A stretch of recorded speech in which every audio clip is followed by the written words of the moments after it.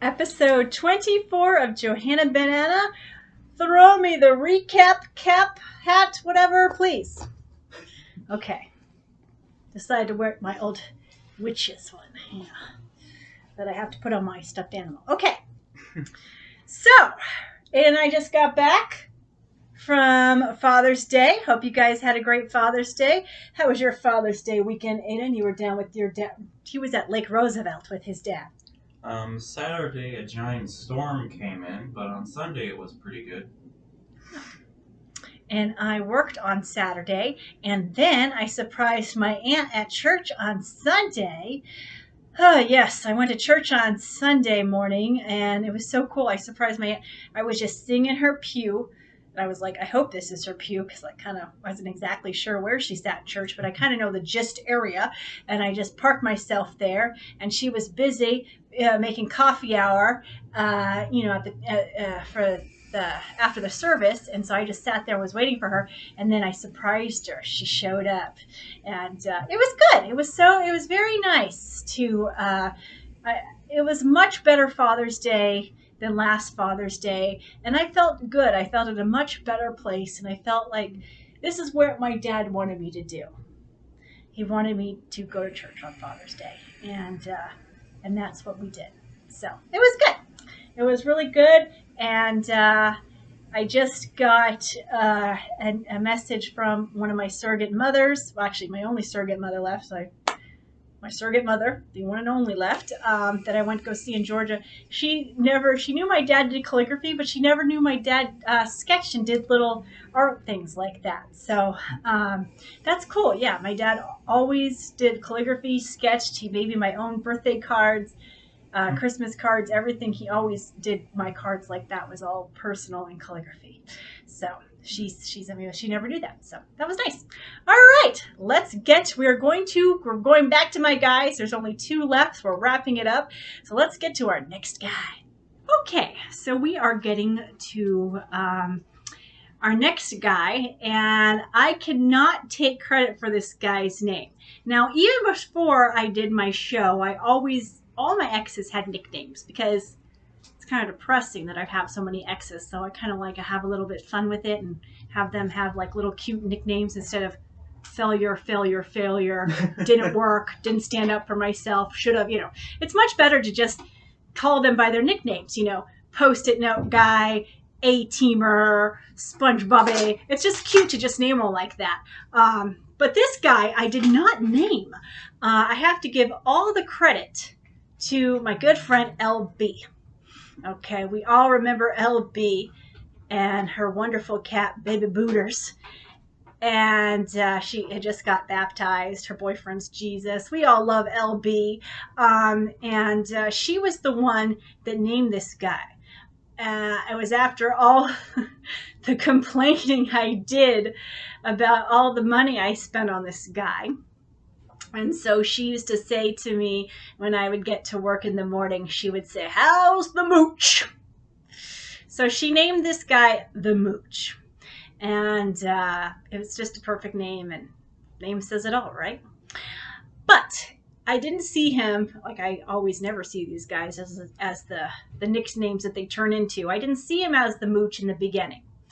When I met him, I knew my dad was getting sick. It was right around the time that my dad was going downhill, but I didn't know how serious it was. He had dodged a couple other bullets where I thought maybe it was the end, and it wasn't. So, at first when they start to go downhill, you're just not sure how severe it is. But I knew something was wrong, and so I was starting to lose weight at that point, and I was not at a good point. But I had this whole determining factor last year. I was like so determined for some reason. I had it in my head that I was going to get myself a boyfriend. So I just pushed through. And the thing that really impressed me about this guy is that he first invited me to dinner. He did the dinner and a movie. And I thought, okay, because that's what I love, the old cliche the whole, people get so sick. Don't say dinner and a movie. That's my favorite. I don't care if it's overdone, played out, or whatever. Dinner and the movie is my perfect. I like that date. It's common. It's familiar. It's a safe first date. It makes me feel safe. So when he I met him on Facebook dating app, and when he sent me a message and he invited me to dinner, I thought, this is good, right? And so that was good. But I had already been I'd gone through so many dates. And so I still remember going to this date, not really having any sort of expectations, kind of like, it's another date. Okay. All right. I'm kind of going through the drill. But when I first met him, the thing that kind of perked me up is he was from the Bay Area. He was actually a refugee from Africa. But when he was a teenager, that's when he came from Africa, from South Africa, I should say, to the U.S., and he came to the Bay Area. So, yeah, he was East Bay. For my Bay Area friends, he was Emeryville area. Okay, so I perked up because I was like, oh, okay. And so we talked about that, and that was pretty cool because I hadn't really talked about the Bay Area in many, many years. And so that was nice. And then as we're eating, he took me to this really nice like Greek cafe, which is awesome because I love Greek salads and the feta cheese. And so we had a nice talk. And the thing that I really liked about him is I felt comfortable with him and we could talk. That's what always turns me on, is when I can have great discussions and debates and things like that. And we did. And other thing that was really cool in the beginning with him is he bought me a book, an audio book, Love Languages. Unfortunately, towards the end, it kind of put a sour taste in my mouth. Not to knock the book, but now I don't know if I'll ever read the book. But we did start. We had in the beginning that we were going to be reading this book, and we talked about everything. And I was really trying with him. I thought this was a guy. And the other thing that really pulled me towards him is the fact that he wasn't an American. Also, he had been in the military. He was in the Navy, so he had traveled all over the world. He told me he had been in Asia. Oh, I remember. He had been in the Philippines.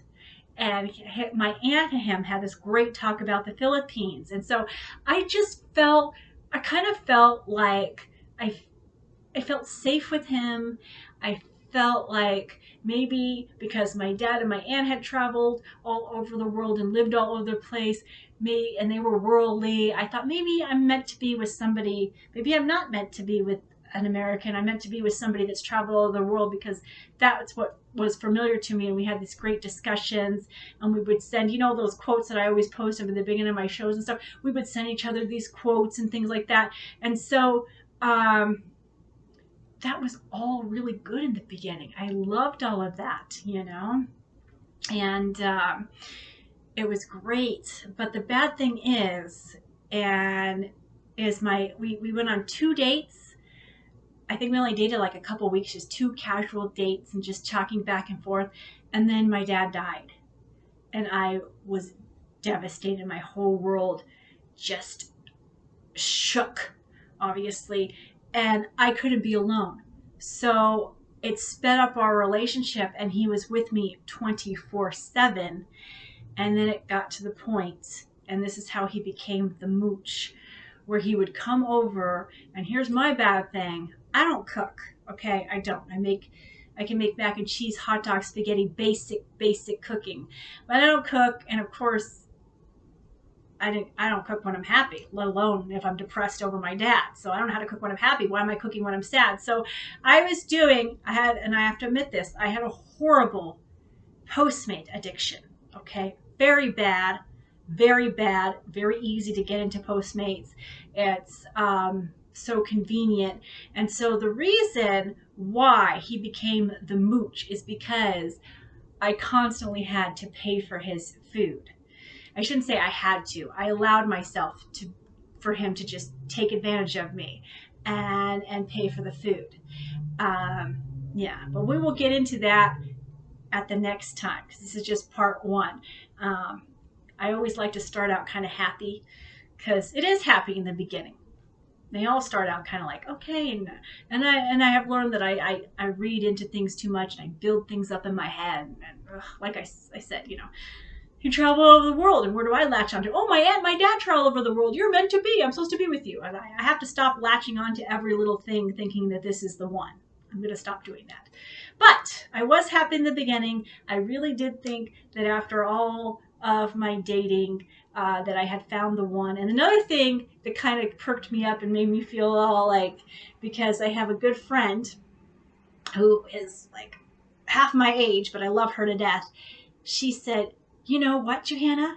This is the cutest guy you've ever dated. I was like, oh, really? Yes, look at me with my... And he was... Oh, yeah, and I should also say, he was 2 years younger than me. So I was like, look at me with my young boy toy, and he's so hot. And my best friend, who's like half my age, thinks he's so hot. So yeah, I was all happy. I really thought that I had found the one. But then he became the Mooch. But we'll get into that next time. All right, we're back to the hat. Aiden says it feels like it's been a long time since we've done the hat. It has. So we're going to the hat. I will have Aiden do the honors with the hat. All right. Let's find out what story this is. I'm kind of curious because... Married or not? Oh, yes. Okay, we're going back to where Aiden's like, what do you think everybody's married? I do not think everybody is married, Aiden, but there are certain signs. And let's go back to one of these signs. Okay, I'm thinking that some of these signs for one of the married men, and he had one of these classic signs, is the minute they send you a message and in your corresponding, and the minute you set up that date, they take their profile off. Why is that? Maybe because they're not supposed to be on an online dating site to begin with. I don't know. But I have noticed this with a couple of the guys that I have dated online, that I suspected they were married. That is a pattern that's happened 3 times. The minute we set up a date, I go back, because of course you go back and you want to look at their profile, reread, and of course I tell my girlfriend I have a date with so-and-so, and then they ask me a question like, ooh, I don't know, let me go back to the profile. And you go back to the profile and it's gone. Their profile has been taken down immediately after they've locked you in on that date. That's a red flag. Okay, I'm sorry. I think that that's a sign. You could have told me that they were doing that. Oh, did I not tell you that part? No, I did. No, you didn't. That's okay. All right. That's why I just assumed you were paranoid. Okay. Okay, so this is the married or not. This is a sad one because I really like this guy and we had a lot in common, and I thought, well, who am I kidding? Every guy I think is the one. That's the problem. I always think they're one, and I have this, like I said, I build these things up in my head. Okay. So, I met this guy online. I'm trying to remember which site this was on, if it was a paid site or a free site, because that does have kind of a sign. I mean, the Mooch was on a free site, and he turned out to be a Mooch. I don't know where I met this guy. I think this was a paid site. But anyways, I met this guy, and we were... I don't know if he was a year older than me or anyways, the weird thing about this guy, we were like the same age, or he was a year younger than me, and he had a kid that was already in their 20s, and I thought, damn, we started early. Well, he hadn't. He was one of these people that likes to say things. You know how some people, they like to just say things and let people like think about it or guess, you know. When I was like, damn, you're 40 years old and you have a daughter that's 20. Remember, I think I told you this. I said, he has a daughter that's like freaking 26. Oh, what the freak? How old were you when you know, and I told him that, and he's like, I know, isn't that crazy? But they don't elaborate. They want you to ask the questions and they want you to dig. Not everybody's your mother and tells 50 million details and the whole story behind it. So I didn't kind of know why he had this daughter that was way older until our second date. Yeah. But okay. So this guy, we had a lot in common. He liked my little girl side. And of course, I love that because if there's anything that I love, it's my little girl side telling him that I love Sailor Moon and Hello Kitty.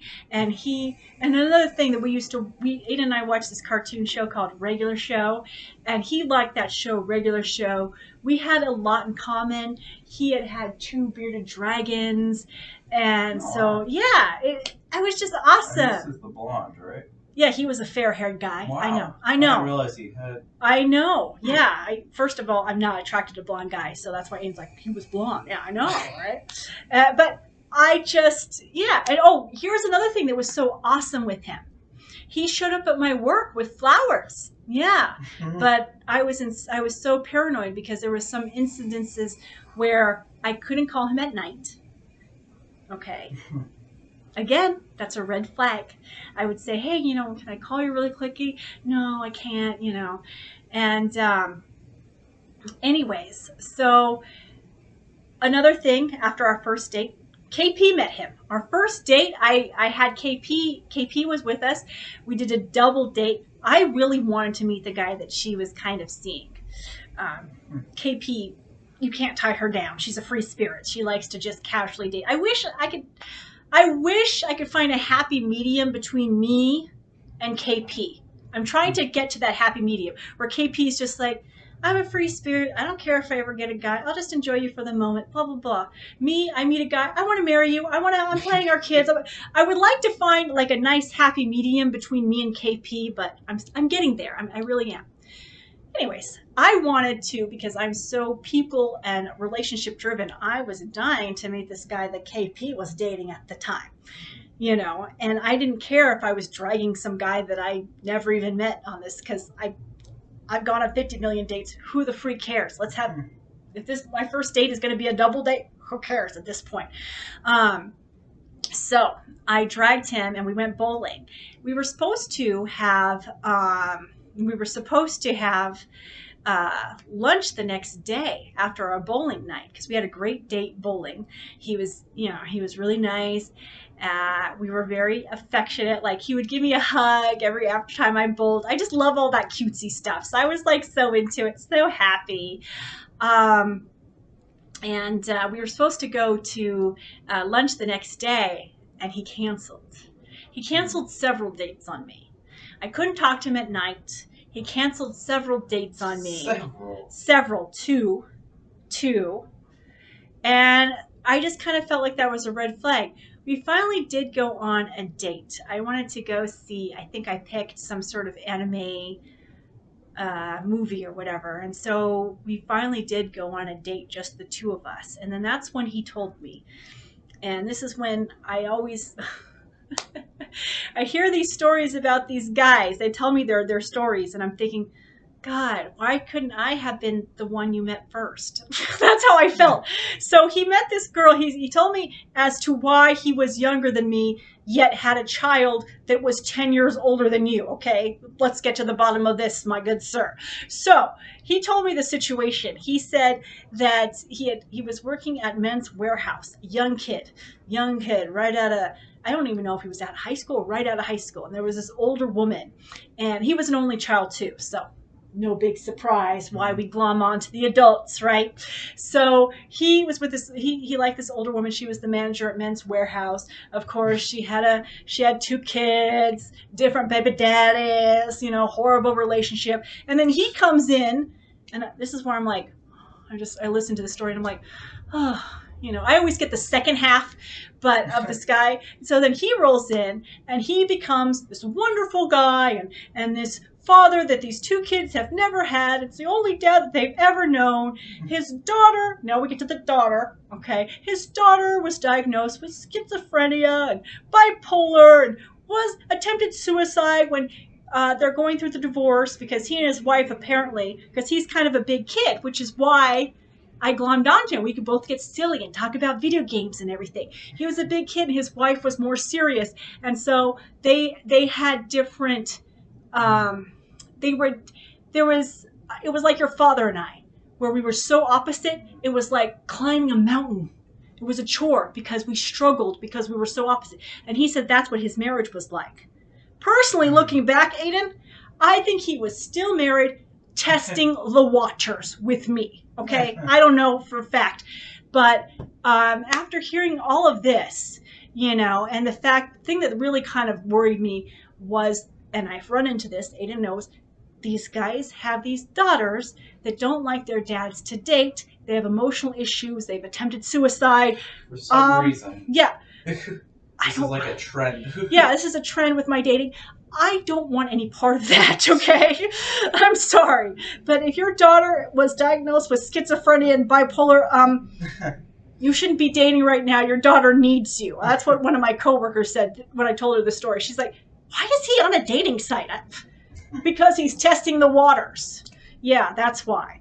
But yeah, it was really sad. And so I just, after him canceling on me, not being able to talk to him at night, really worried about this daughter that he had to like secretly come see me if you want. Anyways, the whole thing, I ghosted him. I think he sent me I just slowly backed away. I didn't want any part of it. It gave me an icky feeling. And so if it gives me an icky feeling, I just walk away. So that's what happened. But it was a shame because we had so much in common, and I could send him 50 million silly photos and things that I like, because you know how I am, and I go out and I'm like, oh my God, somebody has the cutest shirt on. I want to take a picture. I love your shirt. And I take a picture. I see, and he would put up with all of that. I would send him pictures, all these pictures of the dogs and my lizards and me being silly, and he just loved it all, but I think he was married. If he wasn't married, his daughter needed him, and I didn't want any part of that. So, yeah, that was it. But he did bring me flowers. That was nice. That rarely happens, so that was nice. Thank you for watching episode 24 of Johanna Banana. We are going to be doing one more pet episode, Mooch Part 2. I thought I was going to, you know what, Aiden? I thought I was going to be done with Johanna Banana by the time Father's Day came around, but who am I kidding, right? That's why I said, are you sure? Yeah, I know, right? Are you sure? Yeah, we're not completely done. We are wrapping it up, but I've got to get one more pet episode in, and we got to finish the Mooch, and then we're going to do the Psycho, and then I want to do our final finale. We're going to do our finale, Aiden. And we're going to talk about our favorite moments of the show, and Aiden's not going to be happy because you're going to have to be doing a lot of editing, because I'm going to be like, I want you to do that clip and this clip, and yeah. But anyways, I want to go out with a nice bang, but I'm going to keep Johanna Banana up for the rest of this year. There are some people that are catching up with my show, and so I will keep it on for the rest of the year. Do not worry. Aiden said, do you want to take it off? No, we're going to keep it on for the rest of the year, because who knows? Who knows? I might need to vent. Ada might want to share a story. I don't know. I think we're going to keep it going periodically. But anyways, thank you for watching Johanna Banana.